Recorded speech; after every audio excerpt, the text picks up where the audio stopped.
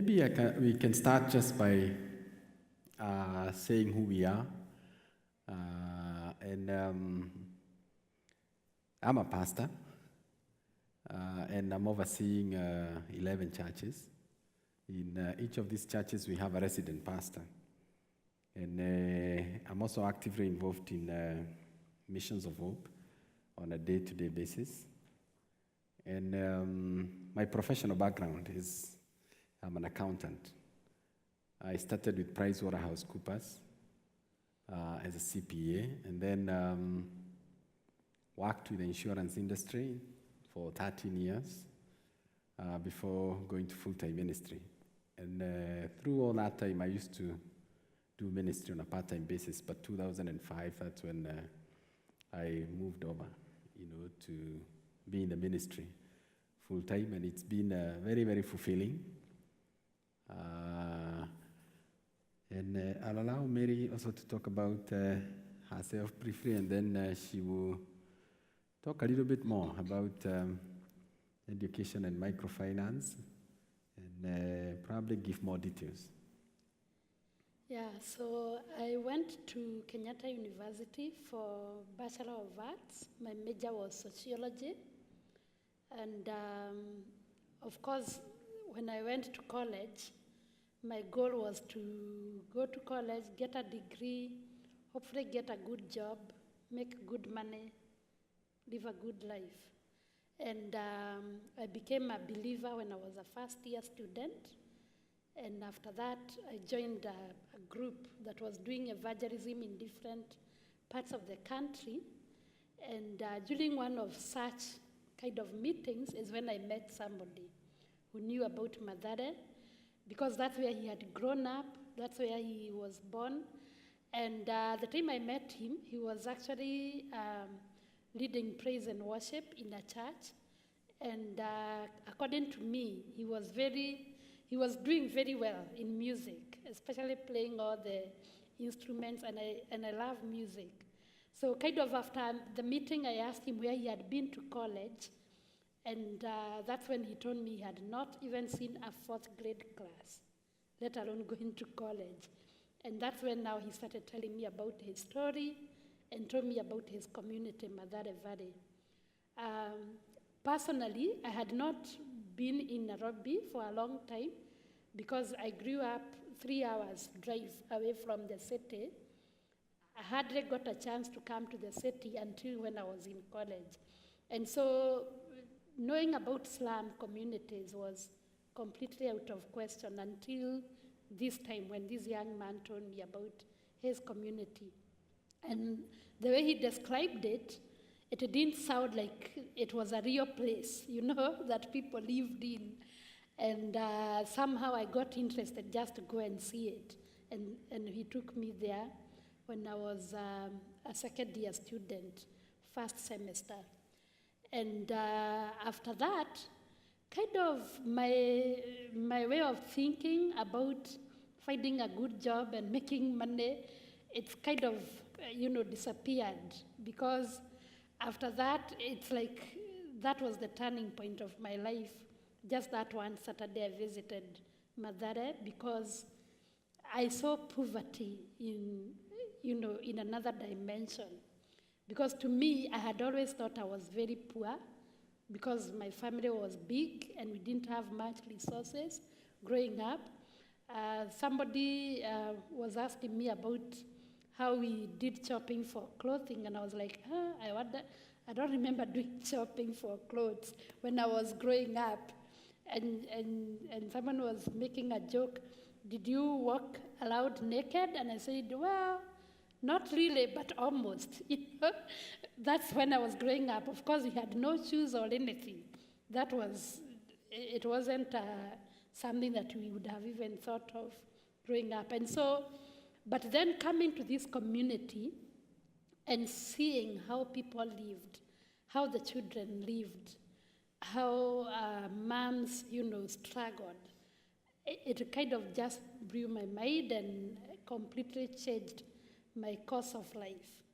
And from that point, I desired to do something about the problems I was seeing. That time, the Kenyan government was not necessarily very supportive in many ways, like to give support to anybody wanting to do things like that.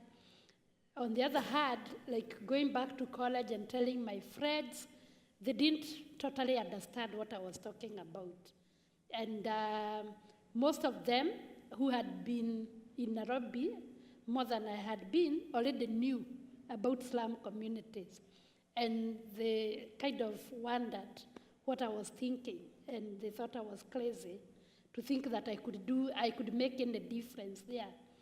And of course, I kept wondering, isn't Christianity about helping other people and loving other people and sharing, even if it's just a little bit that you have with other people? But of course, as a student, what did I have? In Kenya, it's not the same like here. Like here, you are students in college, and I'm sure most of you have jobs that you are doing and making some money. In Kenya, it wasn't the same, especially when you were in college. It's like the only money you could have was pocket money that maybe a relative or your parent gave you. And my parents didn't give me much, and but I had some older siblings who would give me a little bit here and there. And that's all I had. So this money was only enough to provide transportation for me from college to go to Mathare. And so initially, there wasn't much that I could do in terms of meeting the physical needs of these people. But because I had experienced the love of God in my life, having believed in Jesus Christ, that was all I could offer to these people at the time.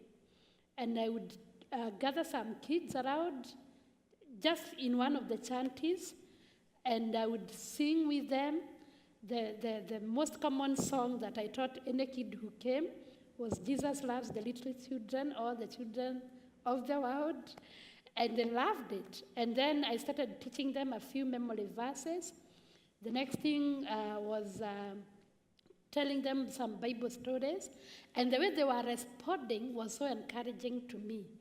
And then some of these kids, because I could also pray with them, they started inviting me to their homes to see their parents and to pray for their parents who would be sick or who would be undergoing problems here and there. And as I did that, some of these parents accepted Christ. And the next question was, how do I do follow-up and discipleship for these people? And as I was praying and wondering about the same, is when I was told about another pastor, and I started working with this pastor. So I would refer these people to his church, and that meant that now I could even come to Mathare like on Friday after my classes, stay in this pastor's house, and until Sunday evening, and then I would go back to college. So that's how I started my ministry in Mathare. By the time I graduated later on in 1994, I was so sure this is where I wanted to work, this is where I wanted to serve. I'm telling that story because I know you are college students, and I know sometimes you may wonder, as a college student, what can I do? There is that one small thing that you could do and get started. And eventually you don't know what God can grow it to be. And it doesn't have to be in a strange community. It doesn't need to be far from where you are. It can be right where you are. And God can use you, because that's how things started. Of course, a number of years I volunteered in different programs that we started with this pastor. But as I was volunteering, I knew that God was still laying on my heart to start a ministry that was based on child and family-centered ministry, whereby we can minister to the whole family. In 1999, God gave me an opportunity to come to America because, as I told you, my degree was not anything to do with education or children's ministry or working with children. And so in 1999, I was able to get a scholarship to come to Bloomfield College, New Jersey, for a Child Development Associates program, which was a miracle. By that time, I was already married with 2 children, and Wallace stayed home with the 2 children, and I came for 1 school year. Of course, in between, I took a break, went home, and came back. And after completing the program is when I went back, and we started Missions of Hope in 2000. Of course, when I was here, many Kenyans that I met did not understand why I needed to go back to Kenya. But I knew that whatever opportunity God had given me to attend that program in New Jersey was so that I could become better in the ministry that He had laid on my heart to pursue. And so that's my story. Kind of, it's a bit longer than Wallace, because I wanted you to understand how come, my major was sociology, I'm doing some education, children, and all that. And so, of course, over the years, after having started Missions of Hope, there has been a lot to learn. One of the things that I knew was that the only way for these children to break out of the cycle of poverty was by providing education opportunities for them. And of course, while providing education, it was important to meet some of their basic needs that would make them drop out of school before they graduate from 8th grade or before they go to high school. And so we have a feeding program, and then we have spiritual nourishment programs. Every morning we have morning devotions with these kids. Every Saturday we have VBS type of programs with them. And then, of course, on Sundays, we encourage them to go to our churches for Sunday school. And then the other thing we realized is that as we work with these children, because of the environment they are coming from, if we don't work with the families, it may not be a complete circle of helping them to break out of the cycle of poverty. And so the children kind of give us that entry point to their families. We are able to establish positive relationships with these families. In the process, we are able to identify their areas of need, and as we do that, we are able to meet some of those needs that we can within our programs, or refer them to organizations or to places they can get help. And there are not many places. And so that's, again, what made us to end up starting other programs. And maybe tomorrow we'll be hearing more about having a multifaceted several sorts of programs while working among the urban poor. Because the needs are overwhelming, there are many needs. And if you don't have reliable partners or reliable people you can network with, somehow you may need to start these, that, so as to meet all these needs. Eventually, as we were working with these families, that's when it became needful to start a CHAIR program, Community Health Evangelism, which is a strategy that really empowers communities. Because in CHAIR, it's about using the locally available resources. It is about community involvement and participation. It is about the community members identifying their own needs and identifying resources and matching them so that they can be able to meet those needs. And that helps to create sustainability for these projects, that they may start to address the needs that they have. Like, somebody may ask, why then do you need child sponsorship? Yeah, it's true. Like, for us to be able to support 10,000 kids that we are supporting today, we have a child sponsorship program. But this is what we tell our parents, that they have what they have. They have the resources they have. Whether it is time to come and cook for their children in the kitchen, whether it is coming and helping to guard the property of the school, whatever it is, they have some resources. And if they have resources, if it was a basket, and they put those resources there, the sponsors will come and fill up, so that then whatever is needed will be, will be full. But the sponsors have to find something in the basket. And that has really been empowering to these people. because they see that, yeah, the school is our school, and the sponsors are actually coming to add to what we already have so that our children can get education. And it has really been amazing to see the response of these people when we use that kind of language to them, when we show them that they are able to establish schools for their children. And our role is to come alongside them and to facilitate that by connecting them to sponsors and connecting them to partners, connecting them to the government, because they may not have the capacity to do that. And it has been very empowering. Just to mention something, and I'm going to stop, really soon so that you can ask questions. But if there is a story I can tell you about our initial school, and that is also happening with the other centers. Initially, we had to rent a building because we didn't have property of our own. And we first rented a 2-bedroomed house. Then later on, because the number of kids was increasing, we had to move to another building. And when we were in the second building, the owner of the building reached a point and felt like he wanted us out of the building because he wanted to use it for something else and make more money than what we were paying for rent. And at that point, he became very arrogant. And as I shared with the parents' committee, because we have parents' committee leaders, as I talked to them, they said, well, why don't we do our own fundraising and buy our own property? And I was like, yeah, that's a good idea. But of course, the property in that area was not going to cost anything less than equivalent of $100,000 US. And the question was, when are they going to ever be able to raise enough to buy that kind of property? And I tell you, the faith that they had in themselves by this time was big enough for me to just say, yes, let's do it.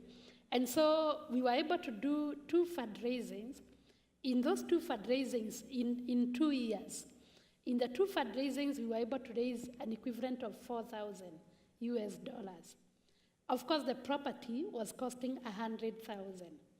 But the interesting thing was that in the course of the 2 years, through some people who visited the CMF missionaries, who by this time now had started working with us, people here in America heard the story of how our parents were struggling to raise the funds.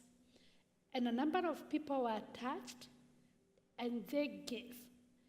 And I remember one story is somebody who mortgaged his house and gave $20,000 to add to what the parents were raising towards buying property for their children to go to school.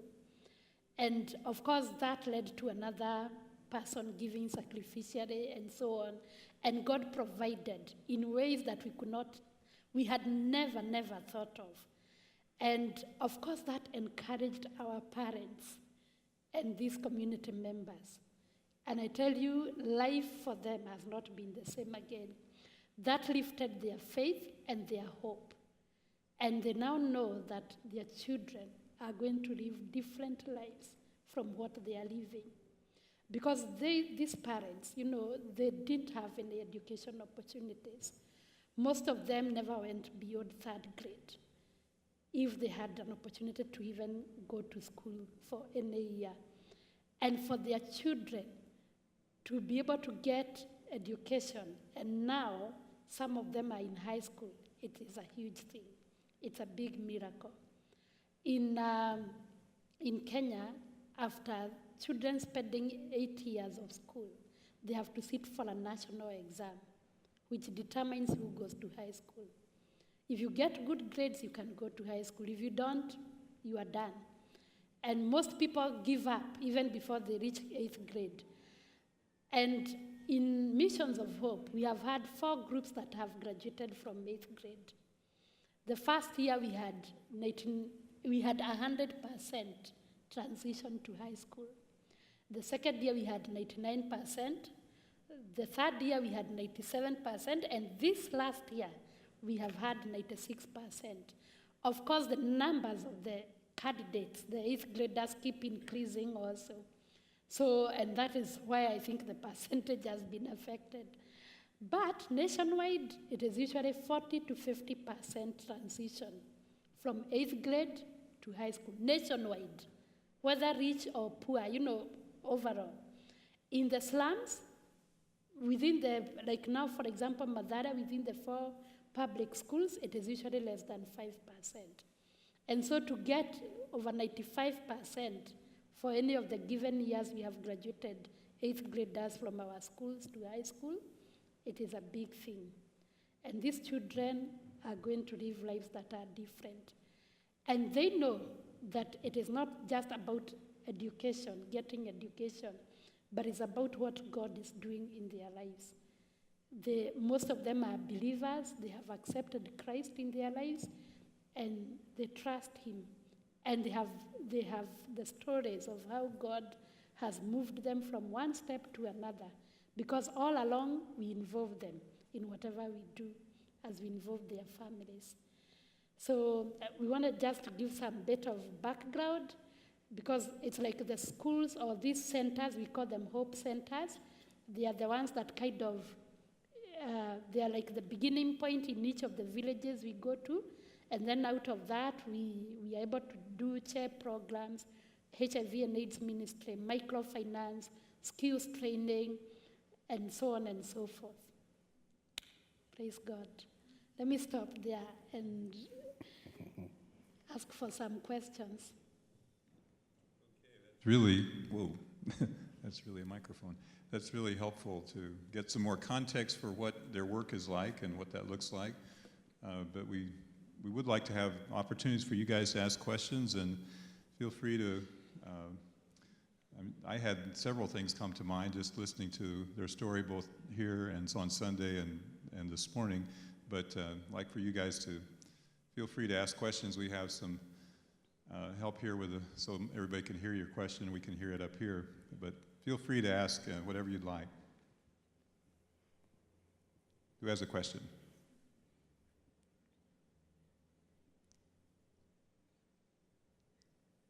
Audrey?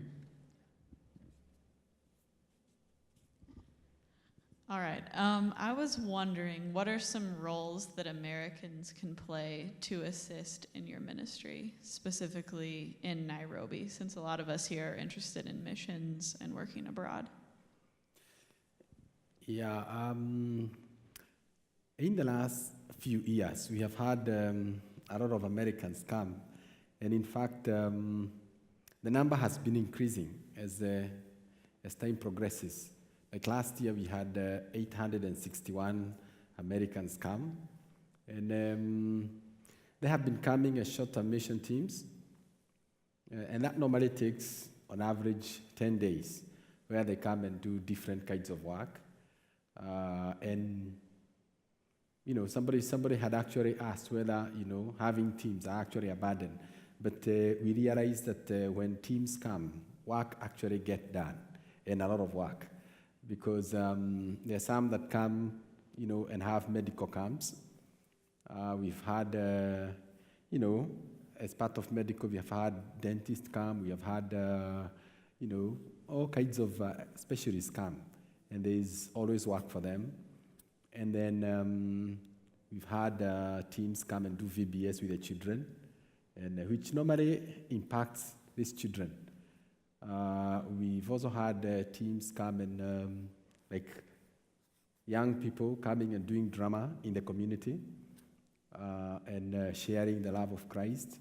There is an activity that we call Bring the Light, and that involves going out to the community. And because the houses are so close to one another and there is no electricity, so the rooms are normally very dark.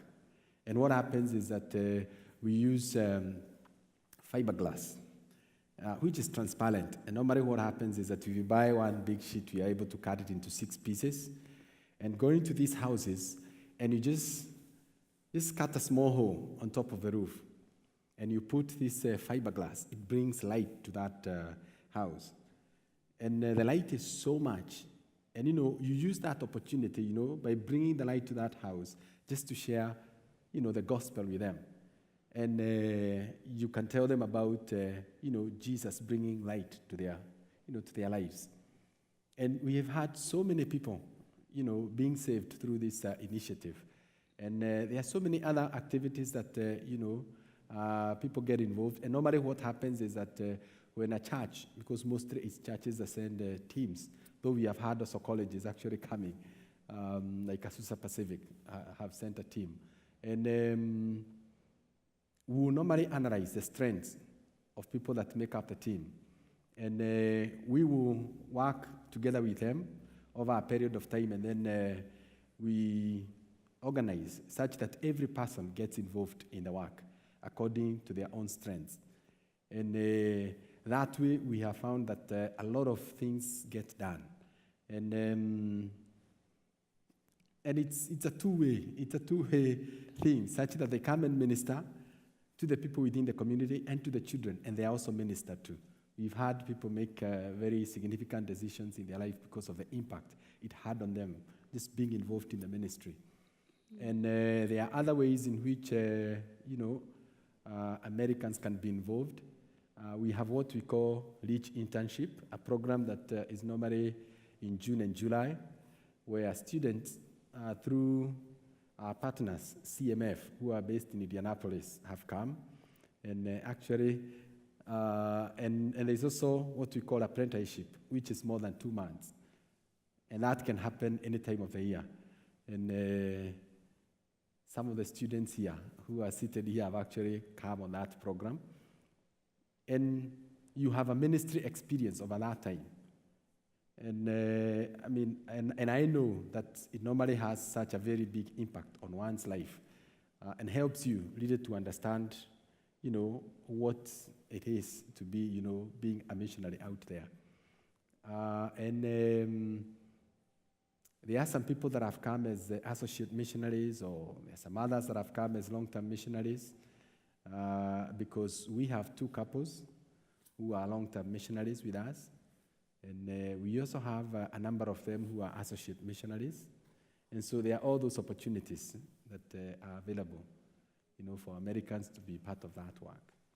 And also the other thing is that we believe that all of us, regardless of where one was born, we are part of the body of Jesus Christ.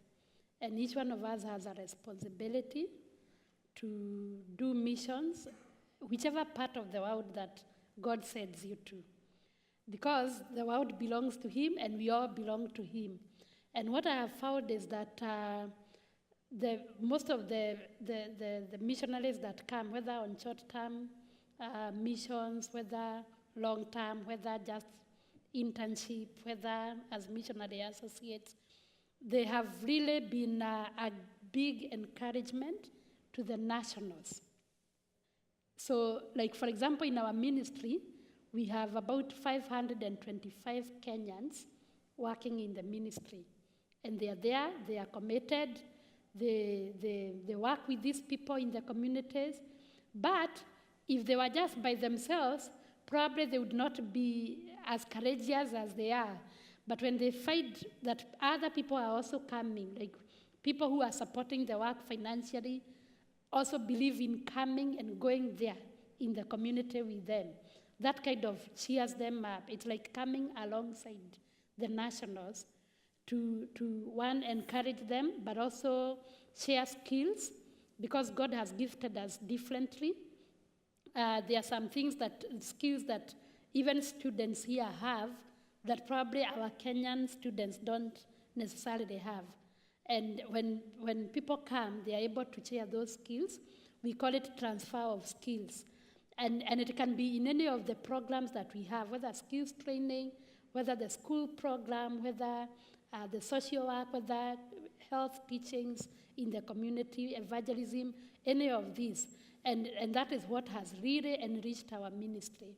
Like the things that are happening and the way they are happening successfully, I believe it is because of the way we have blended the nationals with the international missionaries. I believe that totally, and it is very evident. So I hope your question is well answered. Other questions? You guys have questions? Yes, here's one. And there's one back there. Go ahead. What would you say are the greatest challenges that you're facing right now in your ministries? Yeah, I would say that at this point, the greatest challenge is actually space, because there are so many children, and as we take in these children into our programs, and when people witness what is happening, the transformation that is taking place in the lives of these children, and also the families, that these children are coming from, there are so many people that are now coming in and they want to, to join the school. And we really thank God because of the sponsorship program, where churches in America have gotten involved. And so it has become possible actually to recruit more children. And that is how the number has grown as fast, even to such a big number as 10,000. And you realize that in the cities, it's not very easy to get a big space where you can be able to put up classrooms. And so we've had to put up high-rise buildings whenever we have property. But, that has not been at the same pace as the number of children that, are coming into the program. And also, that goes along with the financial challenge, because we have to fundraise actually to put up these facilities. And we value, whenever we get property and are able to put up the centers, because that gives sustainability to the program. Because when you own the property, it becomes easier actually to continue the programs as opposed to renting, and you're not sure that next year that you still be the same place. So we really value when we are able to acquire property and put up our own centers, and God has been faithful. So far we have had, out of all the 16 centers, actually there are only 3 centers where we do not have property. We may not have built up, but at least we have some property in each one of those centers, except 3. And also sometimes as a challenge, in some of these communities, there has been a lot of crime. So insecurity is also a challenge. But somehow that happens like when we are just entering into the community before the thugs in that particular village get to know us better. But it has really been interesting how God has helped us to overcome that, because most of the times we go into this community, and of course every village has their own dynamics, and one of the things we have found very interesting is that after spending maybe one school term there, like a third of a year, everybody becomes our friend, and they start protecting us other than stealing from us. And so, like many organizations have always wondered, how do you survive having the schools right there in the village? Because then when they come, like maybe to make visits to the community, they have to bring like police with guns, and they have to be guarded. Yet us, even when we get those many people coming, Americans, we hardly think of getting police to guard our teams. Instead, we have the community members, and they don't also have to guard, like to be there. Just to share maybe a little bit of an incident that took place. There is a time we had a big team of 83 people in one of the villages, Madara Village 1. And then it happened, one girl in the team, strayed by herself, and she was found somewhere by a thug by herself, and she had her camera right here and just walking by herself. So the thug snatched the camera. But as soon as the thug did that, somebody knew who the thug was, and within 20 minutes, the thug was hiding somewhere from the other thugs and from the other community members. And I don't know how come he had my number, and he called me to go and get the camera where he was hiding. Because he was hiding, and he was like, please come for this camera. I fear for my life. And so I had to get 2 other thugs to take me to him, I got the camera, and then he was like, please tell them that I've given back the camera. And he was totally in fear. And actually from that time, nobody has dared again. Because the community members can actually kill somebody if they interfere with Missions of Hope visitors. And they were like, how can you steal from our visitors, you know?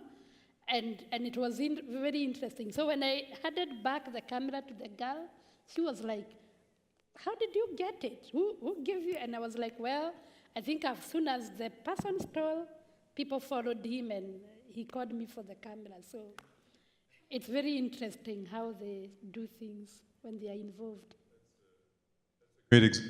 That's a great example of the people having ownership of what you're doing, and that's beautiful.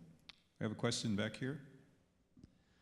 My name's Dan Toney, and I'm a pastor at a local church here. And to be honest, I didn't plan on being here this morning. It felt like it ended up being a God thing that I was here, and it's really touched my heart, your ministry. And just thinking on it from a church level, what are some ways that we can partner with you as a church in your work? Thank you so much. Actually, why, it has become possible actually to grow as a ministry is because of the partnership that we've had. And I would call it a tripartite partnership, whereby we as Missions of Hope are on the ground as an implementing agency. And we have CMF, who have been sending missionaries working together with us. And through these missionaries, we've been able to partner with different churches. And the way that we partner with churches is whereby, the church is able to send short-term mission teams to work, together with us in Kenya. And at the same time, the sponsorship program has actually been such that the churches that partner together with us, it's the individual members of the church who actually sponsor the individual, children.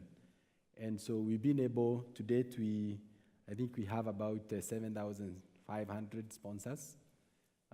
And we believe that even the other, about 2,500 children will also get a sponsorship. And another way that that has been happening is whereby a church partners with us in a particular community. And how that happens is that once a church commits themselves to that community, it is like they are linked up to that community. Whenever they send a short-term mission team, they go to that particular community. And the children from that community are sponsored by the members of that church. And there's something else that we call community adoption, whereby the other programs that we normally do, including microfinance, skills training, and community health education within that area, that church actually makes a contribution towards that, and that makes it possible for us to do all the other activities within that. What it has been is that it has been $20,000 per year, and that has really helped a great deal because we are able to do so much. Currently, in our microfinance program, we have about 2,000 clients, and when initially we started, we only started with $300, which was actually a personal contribution that we made when some 12 women gathered together, and they started putting their savings together. And in turn, they would give each member of the group the lump sum amount. And so they did it in turns every other week so that each of the members was able to get that lump sum amount, and they started small businesses. And they came to us and told us, our businesses are so small, they cannot be able to sustain us. And what we are finding ourselves doing is that we are eating into the capital of these businesses. Can you introduce us to a microfinance organization? And on the basis of your credibility, they can loan us money. And instead of taking them to a microfinance organization, the Lord just led us into just giving that personal money, $300, and we started the program. And they started borrowing small, and over time, that fund has grown now. It's over $300,000 through partnership with churches, and we have seen people grow from very, very small businesses to where they are able to employ other members of the community. Some have even grown to the extent that they have been able to move out of the slums and have established their businesses in, in better places. So all that is made possible, and we thank God for that. And also, for example, if, let's say you are a new church, you haven't been there, somehow, so that maybe you can be able to sell the vision to the church, we always encourage people, if possible, to send maybe just a few people, a small team, which can be a vision team, or even combine vision and work, and for a couple of days, whereby you can come learn more about the ministry on the ground, understand it better, and then be able to come back and sell the vision to the entire church, whether a big church or a small church. And God has blessed us with different kinds of churches. And some of them are Christian churches, but we also have Baptist churches, and anybody. It is a non-denominational ministry. And we thank God for that. And we can give you more information, contact information for this as well. There's information out here in the lobby about ways of doing that, and the easiest way to do that is to give through CMF to Missions of Hope, as I understand it. And so CMF is a great conduit to be able to support their ministry. The microfinance program is fascinating. They'll be talking about that more tomorrow. But $300,000, it's all being recirculated through loans, and then it gets replenished and more gets added to it, and it really blesses the people and gives them a way of out, breaking the cycle. We probably have time for one more question, and we're out of time. Yes, back here.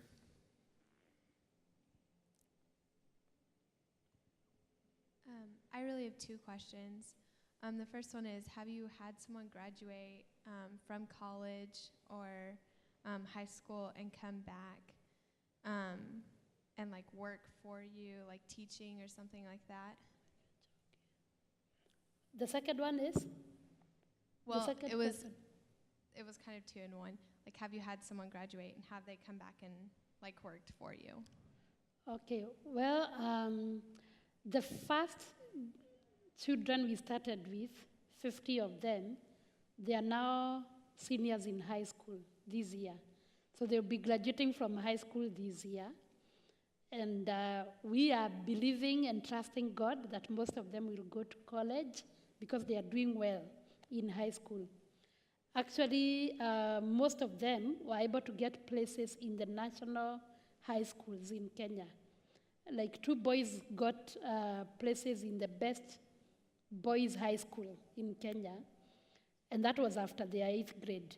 And so, but I can still answer that question because our goal is that as these boys now and girls graduate from high school and they get good grades, we want them to be able to also participate in the ministry.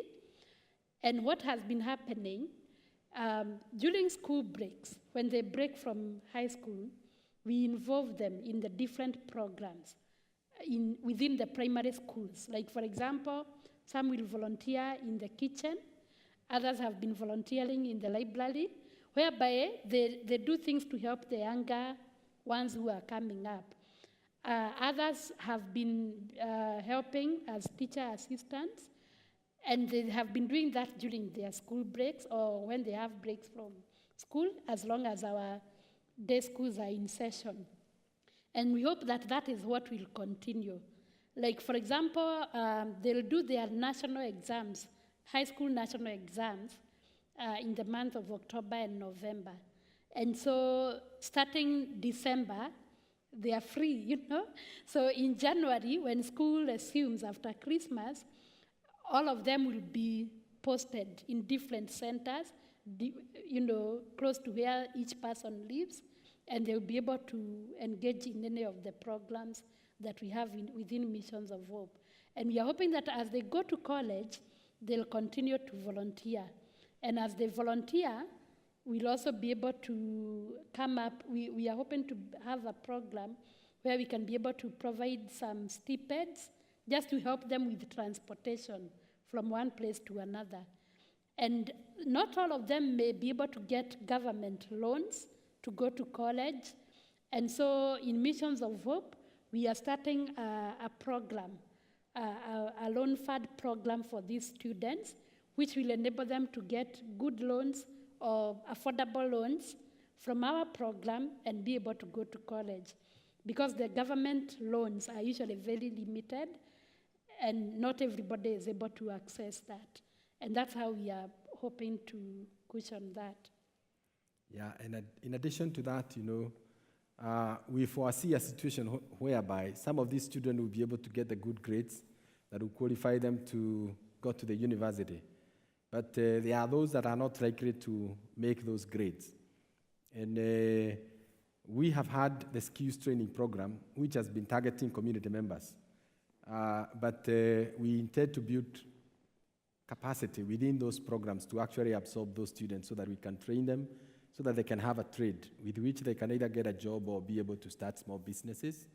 We are also right now embarking on another sustainability program, which is kind of going also to serve in that area. We are starting businesses. Like at one of the boarding schools where the boys are, we sank a well and we realized that the water is so clean. And we have, in partnership with the church in California, we have actually put up a water bottling plant where we are bottling the water and we'll be marketing. We are actually right now we are waiting on the government to give us the standard mark of quality so that we can start marketing. And that money will also help these students who go to the university. It will contribute to the loan fund that we want to establish. And these students can also work within that program. We also have agribusiness, which is coming up very, very well. And also the skills training, we give it a business approach, whereby as we are training these people in different skills, they also produce certain products which we are able to sell. And that those proceeds help make those programs, the skills training programs, self-sustaining. And in a way, as they produce and sell, we are actually training them how to do business. Yeah. Wow, that's excellent. Well, they have programs, they have developing microfinance, they're developing ways of bringing the participants in the programs right back into the programs themselves, some remarkable, remarkable things that God is doing and doing through very, very capable people that are serving very well. And let's give them a hand and thank them for coming and sharing here this afternoon.